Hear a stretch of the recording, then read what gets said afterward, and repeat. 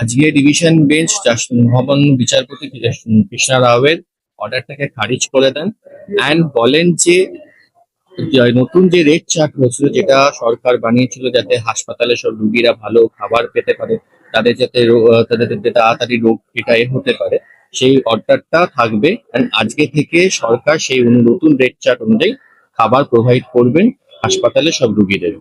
আর মহামান্য division bench single বেঞ্চের অর্ডারটাকে খারিজ করে দেয় অ্যান্ড বলে যে এই রেট চার্ট অনুযায়ী নতুন আজকে থেকেই, যেহেতু 1 আগস্ট থেকে লাগু হওয়ার কথা ছিল, আজকে থেকেই সেটা লাগু হবে। অ্যান্ড প্রত্যেকটা হাসপাতালে গোটা রাজ্যে সেই নতুন রেট চার্ট অনুযায়ী এটা খাবারটা দেওয়া হবে প্রত্যেকটা যা যা পেশেন্টস আছে ফর দেয়ার হোম বেনিফিট।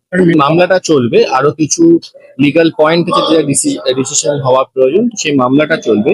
ওটা মহামান্য বিচারপতি কৃষ্ণ রাওয়ের একটা ইন্টারিম অর্ডার ছিল, অন্তর্বর্তীকালীন অর্ডার ছিল, সেই অর্ডারটাকে খারিজ করা দেওয়া হয়েছে এবং মামলাটা চলবে। আগামী 10ই আগস্ট মামলাটাকে রাখা হয়েছে মহামান্য বিচারপতি রাওয়ের কাছে সেই মামলা সেই অনুযায়ী হবে। বাট ইন দ্য ইন্টারেগনাম, মানে এই অন্তর্বর্তীকালীন সময়ে রেট চার্ট নিজের মধ্যে রেট চার্টটা অনুযায়ী সব হসপিটালে খাবার প্রোভাইড করা হবে। অ্যাডভোকেট আদিত্য।